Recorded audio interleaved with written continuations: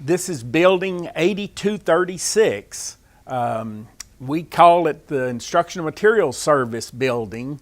It's been a part of the Department of Agricultural Leadership, Education, and Communications since about May of 1980. We moved in here into what had previously been, a long time ago, a mess hall for soldiers during World War II. And it was decommissioned and turned over to Texas A&M. And as I say, we moved in here in 1980, moved from another building here on campus, on this campus, which had been the bachelor's officer quarters. Instruction Materials Service develops and distributes instructional materials primarily for teachers of agricultural science.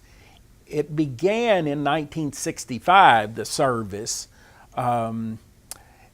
with a background that vocational agriculture had previously been all about production agriculture. And then in 1963, there was an act passed, a federal act, the Vocational Education Act of 1963, that allowed instruction in all form occupations in agriculture.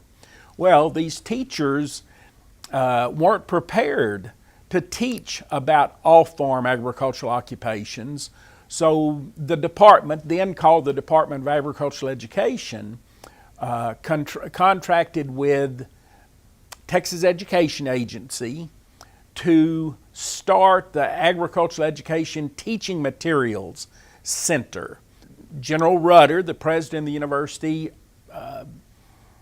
authorized a $40,000 loan, and Texas Education Agency put up similar monies to start this project under the direction of Professor John Holcomb in our department.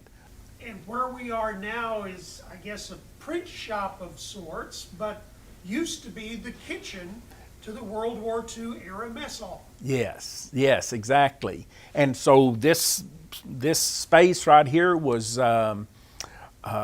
occupied by printing presses, by collators, by hole punches, by trimming machines, very industrial-like, where literally hundreds of thousands of printed pages were put together and stapled into booklets and distributed to ag teachers across the state.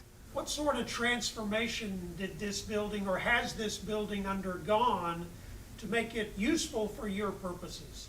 Well, one of the first things that happened was the back part of the building had been at one time used as a kind of kennels.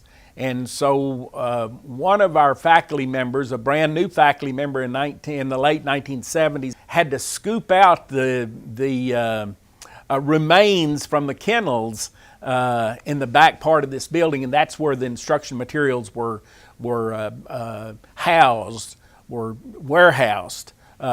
in preparation for being sent out to teachers. So all of this area here had to be the materials taken out, the stuff that was here, the kitchen had to be taken out and replaced with these instruction materials machinery.